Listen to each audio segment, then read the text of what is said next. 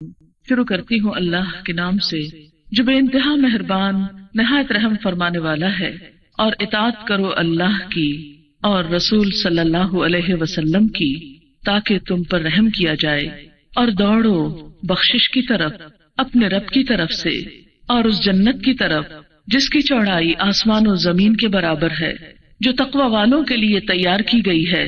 کون ہیں وہ تقوی والے؟ الذین ينفقون فی السراء والضراء، وہ لوگ جو مال خرچ کرتے ہیں خوشحالی میں بھی اور تنگ دستی میں بھی، والکاظمین الغیظ، اور غصے کے پی جانے والے ہیں، والعافین عن الناس، اور لوگوں کو معاف کر دینے والے ہیں، واللہ یحب المحسنین، اور اللہ محسنین احسان کرنے والوں کو پسند کرتا ہے۔ اور وہ لوگ جب کوئی بے حیائی کا کام کر بیٹھتے ہیں یا اپنی جانوں پر ظلم کرتے ہیں تو اللہ کو یاد کرنے لگتے ہیں، پھر اپنے گناہوں کی معافی چاہتے ہیں، اور اللہ کے سوا کون ہے جو گناہوں کو معاف کر سکے، اور وہ اپنے کیے پر اصرار نہیں کرتے، اور وہ جانتے ہیں ایسے ہی لوگوں کی جزا بخشش ہے ان کے رب کی طرف سے، اور باغات ہیں جن کے نیچے نہریں بہ رہی ہیں جن میں وہ ہمیشہ رہیں گے، اور کتنا اچھا اجر ہے عمل کرنے والوں کا۔ معزز خواتین، اس وقت میں نے آپ کے سامنے سورۃ آل عمران کی آیت نمبر 132 سے لے کر 136 تک پڑھا ہے، گویا 4 آیتیں ہیں آپ کے سامنے۔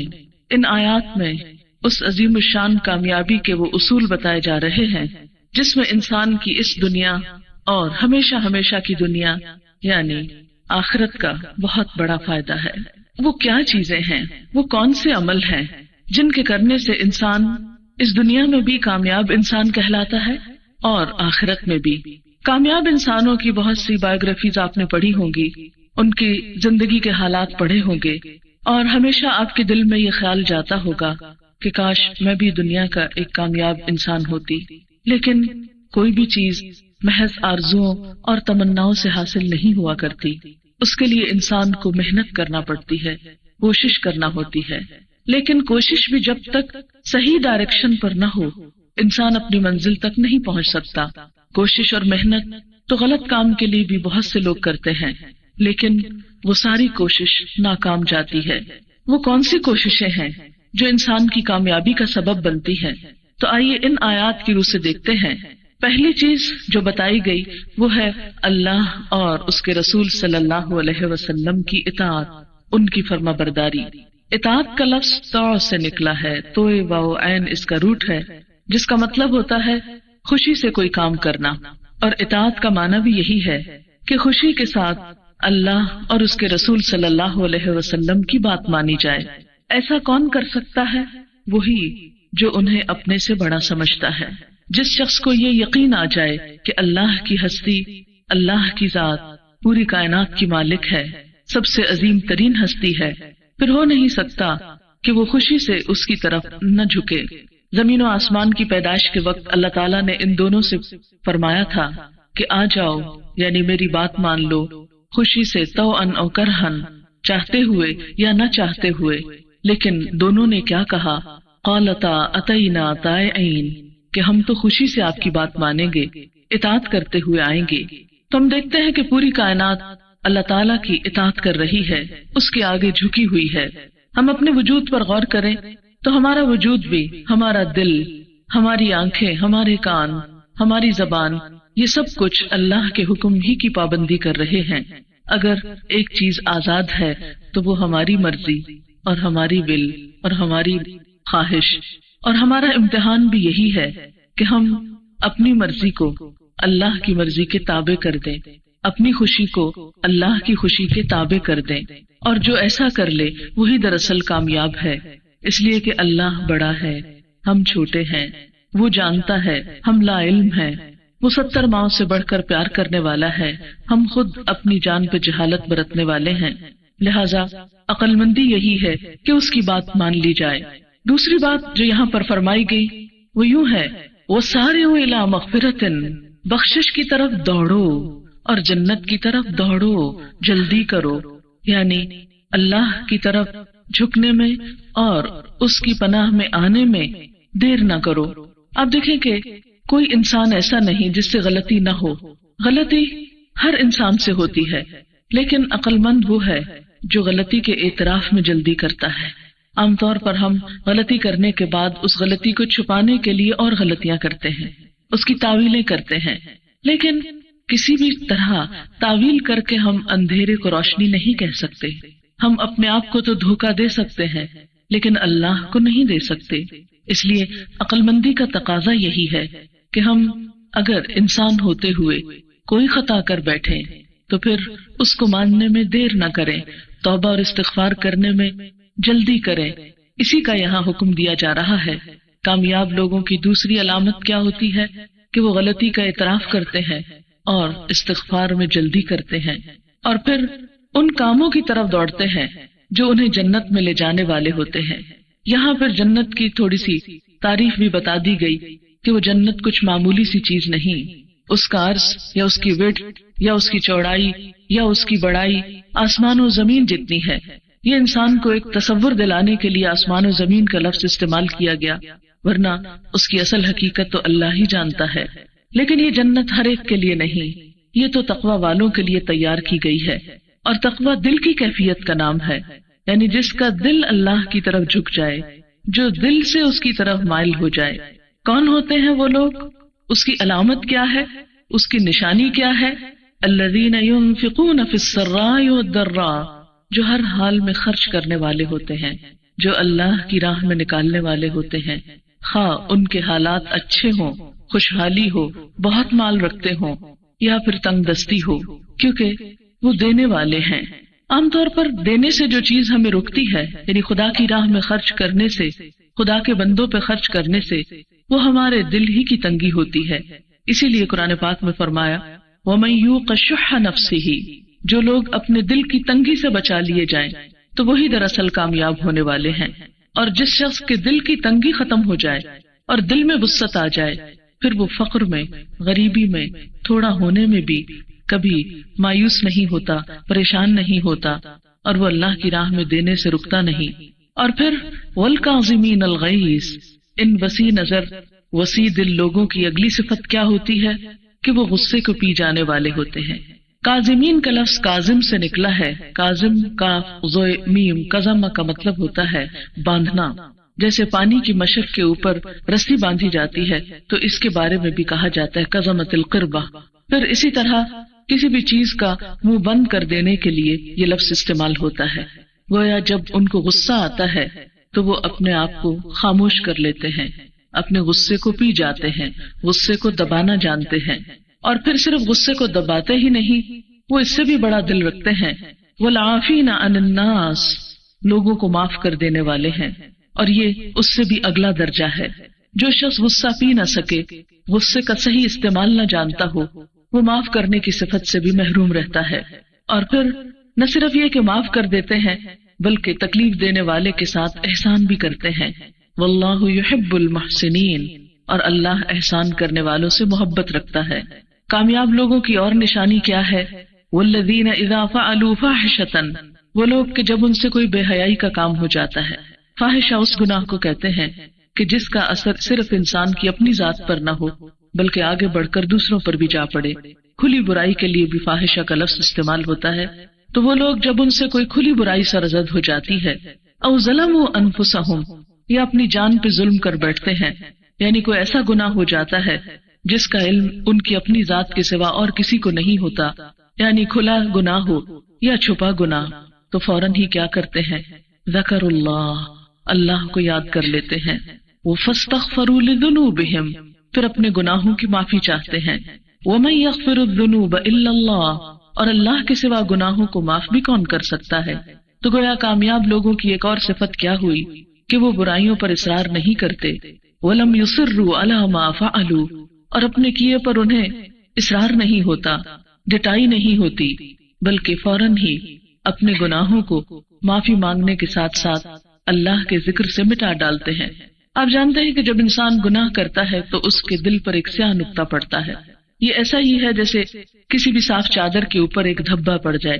اگر انسان اس کو صاف کر لے اور جتنی جلدی داغ کو صاف کر لیا جائے فوراً اتر جاتا ہے۔ مثلا آپ نے دیکھا ہوگا کہ کچھ چیزوں کا داغ اگر اسی وقت دھو دیا جائے تو وہ داغ ہی نہیں رہتا۔ مثلا چائے اگر کسی کپڑے پر گر جائے تو آپ کیا کرتے ہیں؟ اسے رکھ نہیں چھوڑتے، بلکہ سوچتے ہیں کہ فوراً دھو لی جائے تو فوراً اس کا داغ اتر جائے گا، اگر اس کو چھوڑ دیا گیا تو اس کا داغ پکا ہو جائے گا۔ بالکل اسی طرح گناہوں کا داغ بھی اگر فوراً دھو لیا جائے تو انسان پھر سے روشن دل ہو جاتا ہے، اور اگر انسان اس کو دھوتا نہیں اور چھوڑ دیتا ہے تو وہ پکا ہونے لگتا ہے، پھر اس کے دھونے میں، اس کے صاف کرنے میں زیادہ دیر لگتی ہے۔ اس لیے کامیاب لوگوں کی علامت یہ بتائی گئی کہ وہ گناہوں کا بوجھ دل پہ لیے، ضمیر پہ لیے نہیں پھرتے، بلکہ اس کو فوراً ہی اتار دیتے ہیں، اور اس کے لیے استغفار کے ساتھ ساتھ اللہ کے ذکر کی کثرت دلوں کو اطمینان بخشتی ہے۔ دلوں کی بے چینی، ڈپریشن اور دلوں کے غم کا اصل سبب گناہ ہوتے ہیں۔ جب انسان کسی کے حق میں حق تلفی کرتا ہے، بسا اوقات اس کو معلوم نہیں ہوتا، انجانے میں وہ ایسا کر رہا ہوتا ہے، یا کوئی اور ایسا غلط کام کر رہا ہوتا ہے جس کے بارے میں وہ خود بھی نہیں جانتا، لیکن گناہ کی حقیقت یہی ہے کہ انسان جب اسے کرتا ہے، جانے یا نہ جانے، تو اس کے دل پر اس کا بوجھ پڑتا ہے کہ گناہ ہے اصل میں کیا، یا اللہ کے حق میں کمی کرنا یا بندوں کے حق میں کمی کرنا۔ اور انسان جب اللہ اور بندوں کے حق میں کمی کرتا ہے تو دراصل اپنے اوپر ظلم ڈھا رہا ہوتا ہے، اپنے لیے بوجھ اکٹھا کر رہا ہوتا ہے، اپنے لیے جہنم کی لکڑیاں چن رہا ہوتا ہے۔ اس لیے انسان کے لیے بھلائی اسی میں ہے کہ اس کو فوراً اعتراف کر کے، استغفار کر کے دھو ڈالے، اور پھر ذکر اللہ کی کثرت کرے، کیونکہ الا بذکر اللہ تطمئن القلوب، سنو خبردار، اللہ کے ذکر سے ہی دلوں کو اطمینان ہوتا ہے۔ اور یہاں پر بھی یہی ان کی صفت بتائی گئی، اولئک جزاؤہم مغفرہ، ایسی صفات رکھنے والوں کی جزا کیا ہے؟ بخشش، من ربہم، ان کے رب کی طرف سے، وجنات، اور باغات، تجری من تحتها الانہار، جن کے نیچے نہریں بہتی ہیں، خالدین فیہا، جس میں وہ ہمیشہ ہمیشہ رہیں گے، ونعم اجر العاملین، اور عمل کرنے والوں کا اجر کتنا اچھا ہے، کتنا بہترین ہے۔ یہ تو ایک مجموعی نقشہ ہے ان لوگوں کے لیے کہ جو اللہ کی رضا چاہتے ہوں اور اللہ کی قربت چاہتے ہوں۔ لیکن آج کی اس محفل کے لیے اس میں سے ایک خاص موضوع جو میں نے چنا ہے، جس مشکل میں ہم میں سے اکثر لوگ مبتلا ہو جاتے ہیں اور پھر نادم بھی ہوتے ہیں، پشیمان بھی ہوتے ہیں، لیکن اس کا علاج نہیں جانتے، یا جانتے بھی ہیں تو کر نہیں پاتے، وہ مضمون اور وہ موضوع غصہ ہے۔ اگر دیکھا جائے تو ہمارے بہت سے گناہوں کا سبب ہماری جلد بازی ہوتی ہے، غصہ ہوتا ہے۔ تو آج ہم اس موضوع پر ذرا تفصیل سے گفتگو کریں گے تاکہ ہم اینگر مینجمنٹ کر سکیں، اپنے غصے کو بہتر طریقے پر استعمال کرنا جانیں اور ہم بہتر انسان بن سکیں۔ غصے کے لیے قرآن پاک میں مختلف الفاظ استعمال ہوئے ہیں، مثلا سخط، غیظ، غضب۔ سخط جو ہے یہ غصے کا پہلا درجہ ہوتا ہے، اس کا معنی ہوتا ہے ناپسندیدگی، محض ناراضگی، اور یہ ہمیشہ بڑے کا چھوٹے پر ہوتا ہے، یعنی کوئی بڑا انسان خواہ وہ عمر میں بڑا ہو یا رتبے میں بڑا ہو، جب وہ چھوٹے پر ناراضگی کا اظہار کرتا ہے تو اس کے لیے یہ لفظ استعمال ہوتا ہے۔ اس کے بعد دوسرا درجہ غیظ کا ہے، یہ غصے کا دوسرا درجہ ہوتا ہے، اور یہ اس ناراضگی کے لیے لفظ استعمال ہوتا ہے جو انسان کا دوران خون تیز کر دے، یعنی جس کا اثر انسان اپنی ذات میں اور اپنے جسم میں بھی محسوس کرے۔ یہ غیظ جو ہے انسان کا اپنی ذات پر بھی ہو سکتا ہے، ایسا غصہ خود پر بھی آ سکتا ہے، اور یہ دوسرے انسانوں پر بھی ہوتا ہے۔ اور پھر اس کے بعد تیسرا درجہ جو ہے وہ غضب کا ہے، جب انسان صرف ناراضی نہیں ہوتا، صرف اس کا اپنا ہی دوران خون یا بلڈ پریشر ہائی نہیں ہوتا، بلکہ اس سے آگے بڑھ کر وہ دوسرے سے انتقام بھی لینا چاہتا ہے اور دوسرے پر وہ اس کا اثر ڈالتا ہے، اور اس کا تعلق اپنی ذات سے نہیں دوسروں سے ہوتا ہے، یعنی غیظ اپنی ذات کے ساتھ بھی ہوتا ہے لیکن غضب کا تعلق دوسروں کے ساتھ ہوتا ہے، اور پھر انسان کے اندر انتقامی کارروائی کی کیفیت کو ابھارتا ہے۔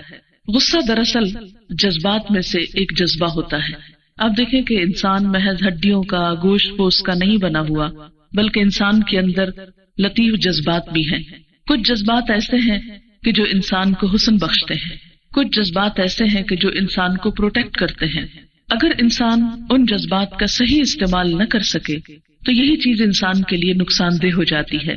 تو غصہ بہت سے دیگر جذبات کی طرح ایک جذبہ ہے جو اپنے ساتھ ذہنی اور جسمانی تبدیلیاں بھی لاتا ہے، یعنی جس سے انسان کی سوچ میں تبدیلی آتی ہے اور انسان کے عمل میں بھی تبدیلی آتی ہے۔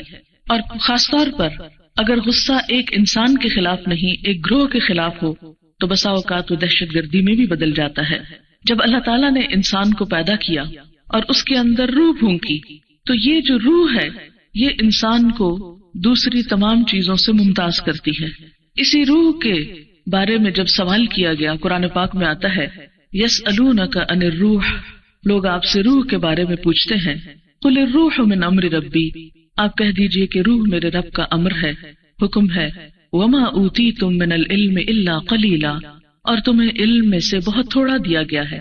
یعنی انسان روح کی اصل حقیقت کو نہیں سمجھتا، لیکن ایسے تمام جذبات کا تعلق انسان کی روح سے ہوتا ہے۔ اور جس طرح کچھ چیزیں جسم کو زخمی کرتی ہیں، جسمانی بیماریوں کا سبب بنتی ہیں، ایسے ہی انسان کے اوپر آنے والی کچھ کیفیات انسان کو روحانی طور پر کمزور کر دیتی ہیں، بیمار کر دیتی ہیں، روح کو زخمی کر دیتی ہیں، جس کی وجہ سے انسان اس دنیا میں بھی بہت خسارے میں رہتا ہے اور اپنے لیے اس کے بدلے دوسری دنیا میں بھی جہنم خریدتا ہے۔ لیکن ایک بات ہے کہ اللہ تعالیٰ نے چونکہ انسان کو عقل دی ہے تو ایسے جذبات کے ساتھ ساتھ انسان کو فیصلہ کرنے کی بھی ایک چوائس دی ہے۔ مثلا جب ایک جانور کو غصہ آتا ہے تو اس کے پاس یہ اختیار کم ہوتا ہے کہ وہ غصہ کرے یا نہ کرے، اسی لیے آپ نے دیکھا ہوگا کہ جانور کو جب غصہ آتا ہے تو وہ اس کا اظہار لازمی طور پہ کرتا ہے، فوراً ہی بھڑک اٹھتا ہے۔ مثلا آپ نے دیکھا ہوگا کہ بلی کو اگر آپ غصہ دلائیں گے تو پنجہ مار کے چھوڑے گی، اس وقت وہ اپنا اختیار نہیں استعمال کرتی کہ ماروں یا نہ ماروں، بس اسے غصہ آیا اور فوراً اس نے استعمال کر لیا۔ لیکن انسان چونکہ اللہ تعالیٰ نے اس کو احسن تقویم، بہترین حالت پہ پیدا کیا، بہترین عقل سے نوازا، تو اس کو اختیار بھی دیا ہے جو باقی جانوروں یا باقی مخلوق کے پاس عموماً نہیں ہوتا۔ اس لیے ہم دیکھتے ہیں کہ جب بھی انسان کو غصہ آتا ہے تو اس کے ساتھ ہی انسان کے پاس جب اختیار ہے تو اب اس اختیار کو جو انسان بہتر طور پر استعمال کرے گا وہی انسان اپنے غصے کو بہتر مینج کر لے گا اور اس کو نیگیٹو یا منفی طرف لے جانے کی بجائے پازیٹو طریقے سے اسے استعمال کرے گا۔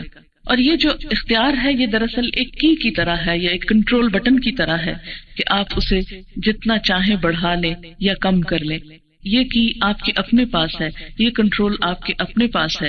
مختلف لوگ اس پر جب اپنے اختیار کو استعمال کرتے ہیں، پریکٹس کرتے ہیں، تو وہ اس سے بہتر اپنے حق میں استعمال کر لیتے ہیں اور نقصان اٹھانے سے بچ جاتے ہیں۔ اور اگر ہم غصے کے اظہار کا طریقہ درست نہ رکھیں اور اس میں غلط طریقہ اختیار کریں تو ہم دیکھتے ہیں کہ بہت سے مسائل بھی کھڑے ہو سکتے ہیں۔ اب سوال یہ پیدا ہوتا ہے کہ غصہ آتا کیوں ہے؟ ہر شخص یہ کہتا ہے مجھے بہت غصہ آتا ہے، میں بہت سینسیٹیو، ایک میری بڑی کمزوری ہے، مجھے غصہ بہت آتا ہے۔ اکثر یہ جملہ سننے کو ملتا رہتا ہے۔ میں سمجھتی ہوں کہ کوئی انسان ایسا نہیں کہ جس کو غصہ نہ آتا ہو۔ یہ غصہ آنا ایک ہیلدی انسان کی علامت ہے، کیونکہ یہ ان فطری جذبات میں سے جو اللہ تعالیٰ نے ہر انسان کے اندر رکھے ہیں۔ امتحان ہمارا یہ ہے کہ ہم اس کا استعمال کیسے کرتے ہیں، پازیٹیولی یا نیگیٹیولی۔ تو آج ہم جس موضوع پہ گفتگو کر رہے ہیں وہ دراصل یہ ہے کہ غصے کا بہترین یا پازیٹیو استعمال کیا ہوگا اور اس میں سے نیگیٹیوٹی کو کس طرح ہم نکال سکتے ہیں۔ تو ہم پہلے اس کو تھوڑا سا انالائز کریں گے کہ غصہ آتا کیوں ہے، اس کے اسباب کیا ہوتے ہیں۔ اگر ہم پہلے ان کو تھوڑا سا جان لیں تو پھر ہم تھوڑی کوشش کر کے کچھ تو ان اسباب کو ختم کریں گے، کچھ کو ہم اوائڈ کریں گے اور کچھ کو ہم بہتر طریقے پر چینلائز کر لیں گے انشاءاللہ۔ اسباب میں کچھ تو جسمانی ہوتے ہیں اور کچھ اس کے علاوہ ہوتے ہیں۔ جسمانی اسباب میں آپ دیکھیں کہ بسا اوقات نیند کی کمی ہوتی، اس کی وجہ سے چڑچڑاپن پیدا ہوتا ہے، اور اس کی علامت آپ بچوں میں بھی دیکھ سکتے ہیں۔ اگر آپ بچے کو وقت سے پہلے اٹھا دیں، چھوٹے دودھ پیتے بچے بھی ہوتے ہیں، اگر آپ نے ان کو دودھ پلا کے سلایا ہے اور ماں اکثر کہتی ہے کہ کچی نیند سے اٹھا دیا نا اس لیے اب یہ چپ نہیں کر رہا، اور ان بیچاروں کو تو غصے کا اظہار جو ہے یا ناراضگی کا اظہار جو ہے وہ صرف رو کے کرنا آتا ہے۔ اور یہی چیز پھر بڑے ہو کر بھی ہوتی ہے کہ جب کسی انسان کے اندر نیند کی کمی ہوتی ہے، اور بہت سی اس پہ تحقیقات کی گئی ہیں کہ نیند کی کمی انسان کو غصہ دلاتی ہے۔ پھر اسی طرح بعض ذہنی پریشانیاں جو ہیں وہ غصے کا سبب بنتی ہیں، بعض معاشرتی یا گھریلو دباؤ جو ہیں جن سے انسان کوپ نہیں کر پاتا، جن کا وہ حل نہیں پاتا، تو اس کی وجہ سے اس کی طبیعت میں चिड़चिड़ापन या इरिटेशन होती है और वो हर एक पर अपने गुस्से का इजहार करता है। बाज़ वक़्त आपने देखा होगा कि आप अगर अपने शौहर से नाराज हैं तो बच्चों के साथ आप चीख चिल्ला के बात करना शुरू कर देते हैं, और बच्चों मासूम को पता नहीं होता कि आपको हुआ क्या। वो एकदम हैरान परेशान होते हैं कि अम्मा इतनी मोहब्बत करने वाली, इनको क्या हुआ। यानी उनके लिए बिल्कुल एक सरप्राइज होता है ना कि आपका ये रवैया कि जो आमतौर पर नहीं होता। फिर इसी तरह यह है कि बाज लोगों के अंदर ये जेनेटिक प्रॉब्लम भी होता है कि पेरेंट्स में बहुत गुस्सा होता है, या एक खास नस्ल में या बाज बरादरियों में वो जो है वो आगे बच्चों में जैसे जिस्मानी बीमारियां मुंतकिल होती हैं, ऐसे ही कुछ रूहानी बीमारियां भी साथ साथ मुंतकिल होती हैं। लेकिन इसका ये मतलब नहीं है कि वो काबिल इलाज नहीं है, या उनको हम संभाल नहीं सकते, या उनका कोई इलाज नहीं हो सकता। ये लेम एक्सक्यूज होगा कि अगर हम ये कहने जी हमारे तो खानदान में ही बहुत गुस्सा है इसलिए मुझे इजाजत दीजिए कि मैं वक्त बे वक्त गुस्सा करता चला जाऊं। ऐसा नहीं है।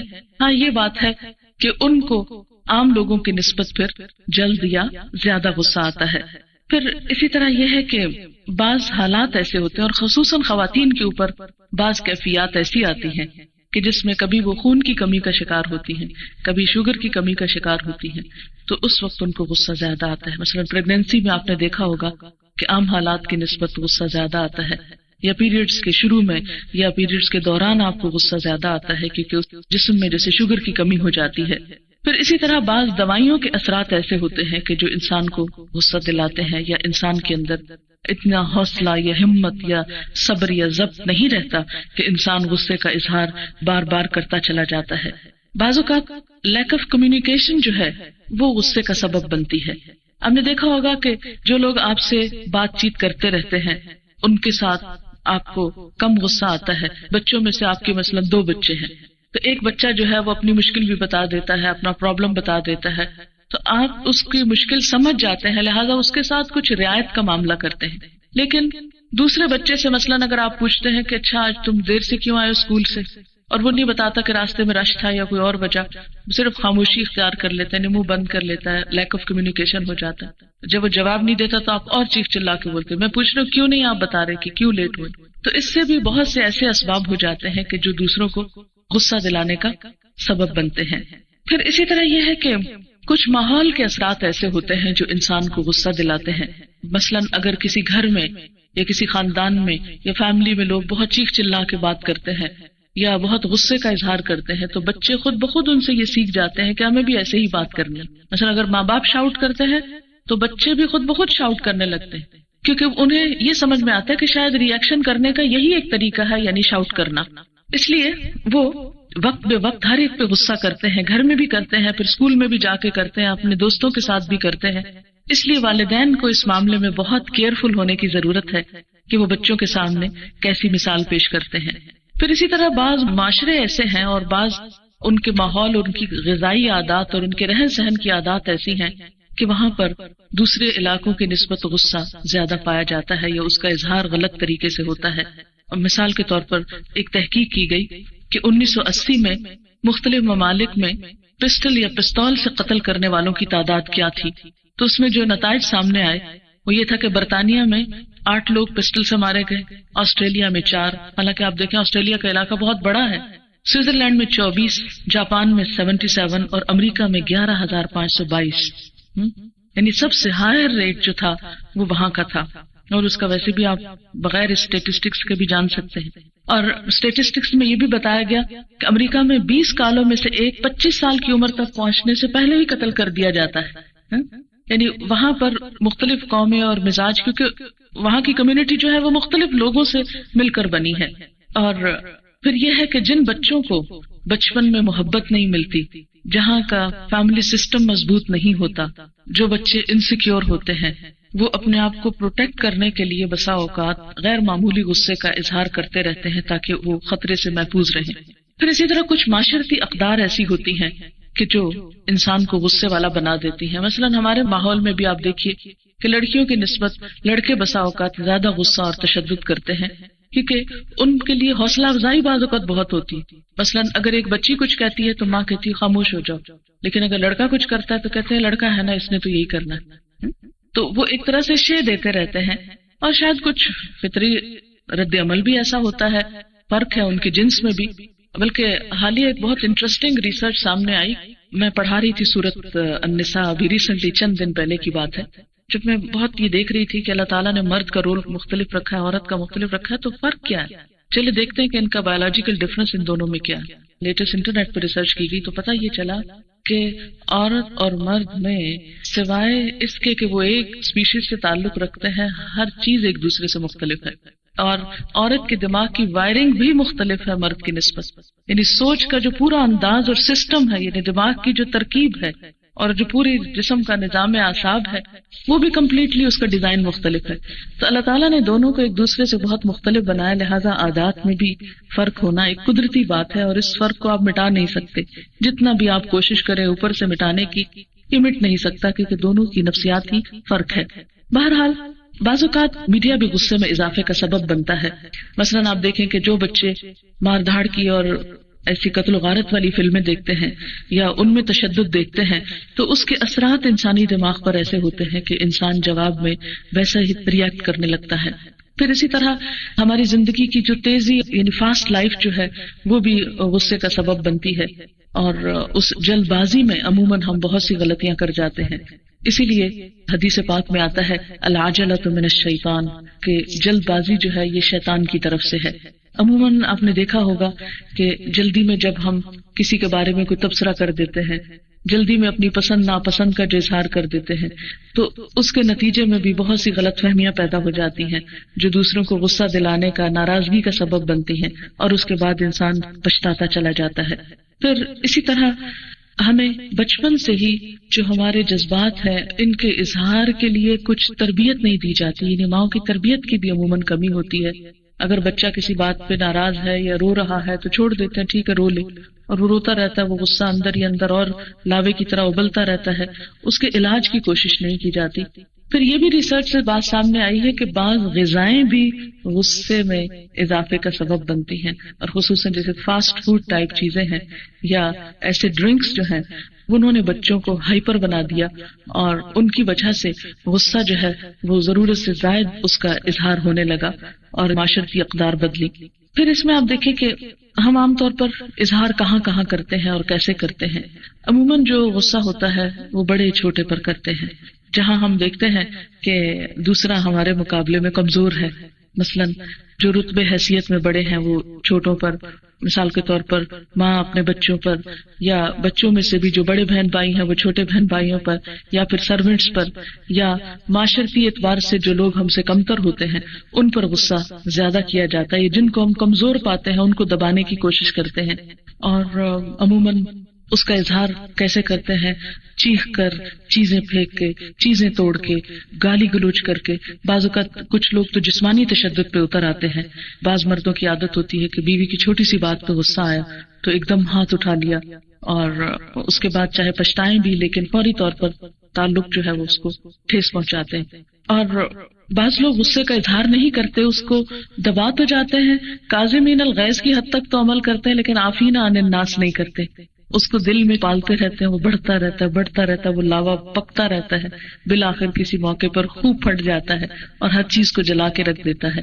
تو یہ چیز بھی انسان کے لیے انتہائی نقصان دہ ہوتی ہے، اور اس کا نتیجہ کیا ہوتا ہے کہ بعض لوگ انٹروورٹ ہو جاتے ہیں، اپنے آپ کی ہو کر رہ جاتے ہیں، اپنے اوپر ترس کھاتے رہتے ہیں، کبھی مایوس ہونے لگتے ہیں، کبھی کسی سے حسد کرنے لگتے ہیں، پھر ان پہ بے وجہ اداسی چھائی رہتی ہے، بعض اوقات وہ طنزیہ باتیں کرتے ہیں، بعض اوقات بے جا تنقید کرتے رہتے ہیں اور تعصب برتتے ہیں۔ تو غصے کا اظہار دو طرح ہوتا ہے، یہ میں اس لیے کھول کے بیان کر رہی ہوں کہ ہم میں سے ہر شخص یہ دیکھے کہ وہ کس چیز کا شکار ہے۔ یعنی بعض لوگوں کا غصہ جو ہوتا ہے وہ دوسروں پر زیادہ ہوتا ہے، چیخنا، چلانا، مارنا، پیٹنا اور چیزیں توڑنا، اور وہ سارا باہر کی طرف نکلتا ہے۔ کچھ لوگوں کے غصے کا اظہار اس طرح نہیں ہوتا، وہ غصے کے موقع پر ظاہر کچھ نہیں کریں گے، لیکن کیا ہوں گے؟ چپ ہو جائیں گے، خاموش ہو جائیں گے۔ آپ نے دیکھا ہوگا کہ بعض آپ کے رشتہ داروں کی عادت کیا ہوتی ہے، مثلا بعض خواتین اس بات سے بہت پریشان ہوتی ہیں کہ شوہر چھوٹی چھوٹی بات سے ناراض ہو جاتے ہیں اور پھر کئی دنوں بات نہیں کرتے، اور اس میں پھر کیا ہوتا ہے کہ اگر بات کرتے بھی ہیں تو پھر طنز کرنا شروع کر دیتے ہیں یا ٹونٹ کرتے ہیں، اور بعض اوقات خود کو مظلوم سمجھنے لگتے ہیں، بیمار پڑ جاتے ہیں، اور بعض اوقات ایسی بیماریاں جنم لیتی ہیں جیسے ہارٹ اٹیک وغیرہ ہونے لگتے ہیں۔ تو ایسی صورت میں دونوں ہی صورتیں جو ہیں وہ انسان کے لیے نقصان دہ ہیں، یعنی اگر آپ کسی کو نقصان دیتے ہیں ظاہری طور پر تو یہ چیز بھی بہت تکلیف دہ ہے، دوسروں کے لیے بھی تکلیف دہ ہے. اور اگر آپ اپنے آپ کو کھاتے ہیں اور نیگیٹو ریئیکشن کسی اور طریقے سے شو کرتے ہیں تو یہ چیز اس سے بھی زیادہ بعض اوقات تکلیف دہ ہوتی ہے. کچھ لوگ ہوتے ہیں نا جن کو جلدی غصہ آتا ہے، جلدی نکال کے پھر ٹھنڈے ہو جاتے ہیں، ٹھیک ہے دوسرے کچھ مائنڈ کرتے ہیں مگر وہ خود پھر ہنسنے لگتے ہیں، خوش ہو جاتے ہیں. لیکن یہ جو دوسری قسم ہے غصے کے اظہار کی، یہ بسا اوقات پہلے سے زیادہ تکلیف دہ اور خطرناک ہو جاتی ہے، کیونکہ ایسے لوگ بولتے نہیں، بتاتے نہیں، کہتے نہیں، لیکن ان کے انداز میں کوئی خوبی، کوئی خوشی، کوئی اٹریکشن نہیں رہتی، اور وہ دوسروں کے لیے ایک بوجھ بن جاتے ہیں، خود اپنی ذات کے اوپر ظلم کرتے ہیں اور کئی طرح کی بیماریوں کا شکار ہو جاتے ہیں. کیونکہ غصہ جو ہے یہ نہ صرف یہ کہ انسان کو آخرت کے اعتبار سے نقصان دیتا ہے بلکہ دنیا میں بھی کئی طرح سے نقصان پہنچتا ہے انسان کو. یہ ایک ایسی چیز ہے جس سے بچنا انتہائی ضروری ہے اگر دنیا میں بھی ہم کامیاب ہونا چاہتے ہیں، اور آخرت کے لیے تو نقصان دہ ہے ہی. اب آپ دیکھیں کہ جن لوگوں کو بھی غصہ آتا ہے تو اس میں سب سے پہلا تو ان کا جسمانی نقصان ہوتا ہے. یعنی غصہ آتے ہی ان کے جسم کے اندر بعض ایسے ہارمون سیکریٹ ہوتے ہیں، ایسے اجزاء ان کے جسم کے اندر خون میں شامل ہو جاتے ہیں کہ جو ان کے سٹمک کو، نظام کو، سوچنے سمجھنے کی صلاحیت، ان ساری چیزوں کو بہت ہی متاثر کرتے ہیں اور ان کو کئی طرح کی بیماریاں ہوتی ہیں. مثلا عموماً پلپیٹیشن کا تیز ہو جانا، ہارٹ اٹیکس، بلڈ پریشر اور دیگر بہت سی بیماریاں جو ہیں وہ غصے ہی کی وجہ سے جنم لیتی ہیں. پھر اسی طرح وقتی طور پر سوچنے سمجھنے کی صلاحیت زائل ہو جاتی ہے، بعض اوقات ڈیسیژنز غلط ہو جاتے ہیں جن کا اثر وقتی نہیں ہوتا، بہت لمبا چلا جاتا ہے. اور جو لوگ مستقل طور پر غصے کا شکار رہیں، جسمانی طور پر ان کے اعصاب کمزور ہو جاتے ہیں، اور اعصاب کی یہ کمزوری زندگی کو دوبھر بنا دیتی ہے. اور بعض کیسز میں ریسرچ کی گئی تو پتہ چلا کہ ڈائبٹیز اور تھرومبوسس کی بیماریاں جو ہیں اس کی روٹ کاز بھی غصہ تھا. کیونکہ ہمارے جسم میں کچھ اعضاء ایسے ہیں کہ جو اگر ہمارا جسم نارمل طریقے سے کام کرے تو ہی وہ اپنے فنکشننگ بہتر کر سکتے ہیں. یہ تو خیر ابھی ریسرچ سے بہت سی چیزیں سامنے آ رہی ہیں، ورنہ عام تجربے اور مشاہدے میں بھی یہ بات ہے کہ پتے کے ساتھ لوگ اس کو ریلیٹ کرتے ہیں کہ اس کے اندر زہر ہے اور یہ زہریلے مادے خارج کرتا ہے، اور پھر وہ فلاں شخص کے اندر ایسی عادات ہیں. یعنی پرانی کہانیوں اور بڑے بزرگ ہیں ان سے بھی یہ چیزیں جو ہیں زبانی آپ نے سنی ہوگی، روایتی طور پر یہ بات بھی سب کو معلوم ہے.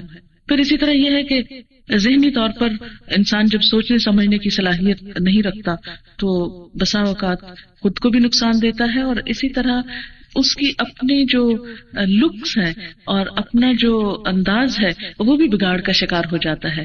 کیونکہ غضب کے وقت انسان کی آنکھیں سرخ ہو جاتی ہیں، چہرہ سرخ ہو جاتا ہے، اور عقل جس کی وجہ سے انسان کو فضیلت بخشی گئی ہے.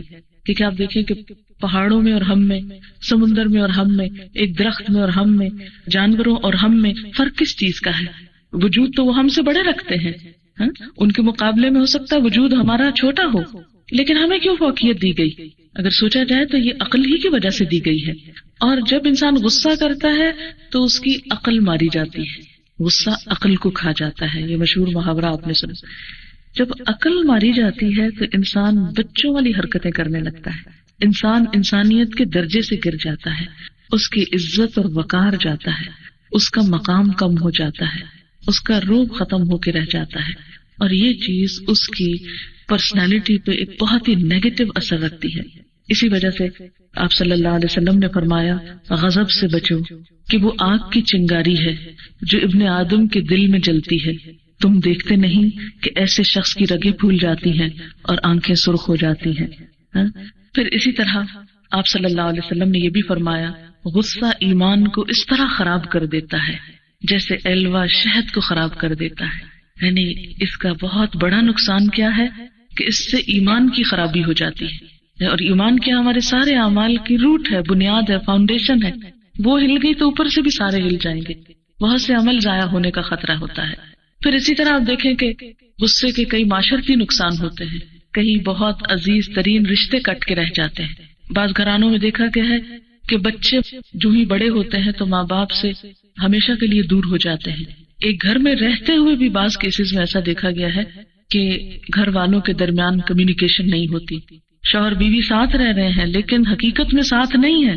جو رشتہ اللہ نے ان دونوں کا بنایا ہے بعض اوقات غصے کی بدولت ایک ڈل اور ایک بیکار سا رشتہ رہ جاتا ہے. شادی کا اصل مقصد کیا ہے؟ لتسکنوا الیہا. اللہ نے یہ جوڑے کیوں بنائے ہیں؟ کہ دونوں ایک دوسرے سے سکون پائیں، دونوں ایک دوسرے کے ساتھ اپنے غم شیئر کریں. زندگی کی یہ گاڑی جس کا چلانا بسا اوقات بہت دوبر ہو جاتا ہے، دونوں مل کر اس کو پش کریں اور ایک دوسرے کی مدد کریں اور زندگی کو خوشگوار بنائیں. لیکن جب اس قریب کے رشتے میں ہی باہم بگاڑ آ جاتا ہے اور غصے کی وجہ سے بگاڑ آتا ہے، تو آپ نے دیکھا ہوگا کہ انسان کی زندگی خود اس کے اپنے لیے دوبر ہو جاتی. وہ ایک پہاڑ کی طرح مصیبتیں اپنے سر پہ لیے ہوئے چل رہا ہوتا ہے، دوسروں کے ساتھ رہتے ہوئے تنہا ہو جاتا ہے. ایک بہت بڑا نقصان ہوتا ہے. یعنی شوہر بیوی کے درمیان غصہ ہو تو وہ دونوں ایک دوسرے سے اکٹھے ہوتے ہوئے بھی تنہا ہو جائیں گے اور طرح طرح کے مسائل کا شکار ہوں گے. ماں باپ اور بچوں کے درمیان غصہ ہو تو آپ نے دیکھا ہوگا کہ ماں باپ بچوں سے دور ہو جاتے ہیں. بچے ماں باپ کی آنکھوں کی ٹھنڈک ہوتے ہیں، وہ ٹھنڈک جو ہے وہ آگ میں بدل جاتی ہے. اسی طرح بچوں کے لیے ماں باپ ایک محبت اور ایک شجر سایہ دار کی طرح ہوتے ہیں، لیکن اس کی وجہ سے وہ شجر سایہ دار جو ہے وہ تپتا صحرا بن جاتا ہے. اسی طرح بہترین دوست بسا اوقات غصے کی وجہ سے چھن جاتے ہیں، ختم ہو جاتے ہیں. بعض قریبی رشتے جو ہیں وہ ایک دوسرے سے ہمیشہ کے لیے دور ہو جاتے ہیں. آپ نے دیکھا ہوگا کہ عموماً خاندانوں کے اندر بہت رفٹس ہوتی ہیں اور ایک دوسرے سے سال ہر سال ملاقات نہیں ہوتی، یا بعض اوقات بڑی محبت اور چاہت سے ملتے ہیں، چھوٹی سی بات پہ غصہ آتا ہے، ایک دوسرے کو بڑی بڑی باتیں سنا دیتے ہیں، وقتی طور پہ غصہ ٹھنڈا ہو جاتا ہے، لیکن ہمیشہ کے لیے پھر ان محبت کے رشتوں سے انسان دور ہو کر رہ جاتا ہے. تو اس لیے یہ ایک ایسا دشمن ہے ہمارا غصہ جو ہے کہ جس نے ہمیں اللہ تعالیٰ سے بھی دور کیا، ایمان کو بھی خراب کیا، انسانوں سے بھی دور کیا. تو کیوں نہ ہم اس کو بہتر طریقے پر استعمال کرنا سیکھیں تاکہ ہم اپنی زندگی سے، صلاحیتوں سے، دنیا کی نعمتوں سے صحیح فائدہ اٹھائیں اور آخرت میں بھی فائدہ اٹھائیں. آپ دیکھیں کہ دنیا کی نعمتیں حرام ہو جاتی ہیں نا بعض اوقات. مثلاً کھانے کا ٹیبل لگا ہوا ہے، آپ نے سارا دن تکلیف اٹھا کے کھانا تیار کیا، لگایا سب، اب وقت ہے کہ سب خاندان والے بیٹھے مل بیٹھ کے کھائیں پیئیں، لیکن کیا ہوا؟ کسی چھوٹی سی بات سے کوئی ایک شخص غصے میں آ گیا، اس نے چیخنا چلانا شروع کر دیا. اب دیکھیں سب کھانا بھی رکھا ہے، سب اپنی اپنی جگہ سہمے بیٹھے ہیں اور ایک اداسی ماحول پہ چھا گئی، صرف کس لیے کہ ایک شخص اپنے غصے پہ کنٹرول نہیں کر سکا، جس کی وجہ سے سب کی خوشی پہ پانی پھر گیا. اس طرح کے بہت سے مواقع آپ کے سننے میں، دیکھنے میں اور مشاہدے میں آتے رہے ہوں گے، اور یہ عموماً ایک شخص کی بسا اوقات کمزوری کی وجہ سے سب سفر کرتے ہیں، نقصان اٹھاتے ہیں.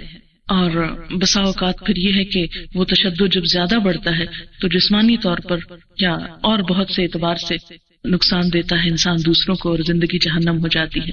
اس لیے بہت ضروری ہے کہ ہم اپنے غصے پہ قابو پائیں اور قابو پانا سیکھیں. اس کے لیے کیا چیز ہیلپ کرے گی؟ بالکل آپ دیکھیں نا، جیسے غصے کو آگ سے تعبیر کیا گیا نا، تو جیسے کہیں آگ لگی ہو تو آپ اس کے لیے کیا کرتے ہیں؟ اس کو بجھانے اور اس کو کنٹرول کرنے کی فکر کرتے ہیں. تو بالکل اسی طرح غصے کی چنگاری جب شعلہ بننے لگے تو کیا کرے انسان؟ اس کو روک لے. فرمایا کہ جو اس کو روک لے، حالانکہ اس کو اختیار ہو کہ وہ اپنا غصہ پورا کر لے. یعنی ایک ایسا شخص جو غصہ کر بھی سکتا ہے، روک بھی سکتا ہے، تو جب وہ اس کو روک لیتا ہے تو قیامت کے دن اللہ اس کو سب لوگوں کے سامنے بلائے گا اور فرمائے گا کہ جس حور کو تو چاہے پسند کر لے. یعنی قیامت کے دن اس کو ایک چوائس دی جائے گی. حضرت ابن عمر رضی اللہ تعالیٰ عنہ سے روایت ہے کہ نبی صلی اللہ علیہ وسلم نے فرمایا، بندہ مومن کسی چیز کا گھونٹ نہیں پیتا جو اللہ کے نزدیک بہتر ہو غصے کے اس گھونٹ سے جسے وہ شخص اللہ کی خوشنودی کے لیے پی جاتا ہے. یعنی وہ وقت جو ہے جس میں انسان اپنے غصے کو پی رہا ہوتا ہے یا کنٹرول کر رہا ہوتا ہے، اگرچہ وہ نگلنا بہت ہی مشکل ہوتا ہے، لیکن وہ کیفیت بندے کی اپنے ساتھ کنٹرول کرنے کی اللہ تعالیٰ کی نظروں میں بہت جچتی ہے اور بہت ہی انسان اللہ کے قریب ہو جاتا ہے. اسی طرح نبی صلی اللہ علیہ وسلم نے فرمایا، جو کوئی اپنے غصے کو باوجود طاقت رکھنے کے روک لے تو اللہ اس کے دل کو ایمان سے بھر دے گا. طاقت رکھتا ہے غصہ کرنے، کوئی اسے روک نہیں سکتا. بعض اوقات اختیار ہوتا ہے انسان کے پاس کہ دوسرے کے ساتھ جیسا چاہے سلوک کرے، لیکن ایسے میں جب کوئی شخص اپنے آپ کو روک لیتا ہے تو پھر اللہ تعالیٰ اس کے دل کو ایمان سے بھر دیتا ہے، اس کو ایمان کی لذت عطا کرتا ہے. پھر اسی طرح یہ ہے کہ عام طور پر ہمارے ہاں اس معاملے میں کچھ غلط فہمیاں پائی جاتی ہیں بعض لوگوں کا خیال یہ ہوتا ہے کہ اگر ہم غصے کے وقت اظہار نہیں کریں گے، غصہ کریں گے نہیں، تو لوگ ہمیں کمزور سمجھ لیں گے، وہ ہمیں بدھو سمجھیں گے، اور اس وجہ سے بھی وہ دوسروں کی نظر میں طاقتور بننے کے لیے کیا کرتے ہیں؟ غصے کا اظہار کرتے ہیں۔ حالانکہ آپ صلی اللہ علیہ وسلم نے طاقتور کس کو کہا؟ آپ نے فرمایا پہلوان وہ نہیں جو کسی کو کشتی کرتے ہوئے پچھاڑ دے، پہلوان طاقتور وہ ہے کہ جو غصے کے وقت اپنے آپ کو کنٹرول کر لے۔ تو گویا اللہ کے رسول صلی اللہ علیہ وسلم کی نگاہ میں یہ کمزوری نہیں بلکہ یہ بہادری ہے، یہ طاقتوری ہے کہ انسان اپنے آپ کو اس وقت قابو میں رکھے۔ پھر اسی طرح بعض لوگوں کا خیال ہوتا ہے کہ اس طرح ہمارا روب نہیں رہے گا یا ہماری عزت جاتی رہے گی، لیکن اگر آپ دیکھیں تو غصہ کرنے والے کی عزت کون کرتا ہے؟ وقتی طور پر تو انسان ان کے خوف سے چپ ہو جاتا ہے، اور غصہ کرنے والے کو یہ دھوکہ ہوتا ہے کیا کہ لوگ میری عزت کر رہے ہیں، لیکن یہ ایک جھوٹی عزت ہوتی ہے۔ یعنی وہ عزت جو غصے یا شدت یا شدید جذبات کے تحت انسان بناتا ہے، وہ عزت نہیں ہوتی۔ اصل عزت اور اصل محبت وہ ہوتی ہے جو دوسرے کی شفقت اور محبت کی وجہ سے ہوتی ہے، اور وہ مقام جو دلوں میں محبت کی وجہ سے بنتا ہے وہ غصے کی وجہ سے کبھی بھی نہیں بن سکتا۔ ہو سکتا ہے کہ وقتی طور پر آپ کسی کو دبا جائیں لیکن اس کا دل کبھی بھی نہیں جیت سکتے، اس لیے ایسا خیال دل میں لانا دراصل شیطان کی طرف سے ہے کہ اس طرح میں اپنا روب جھاڑ رہی ہوں۔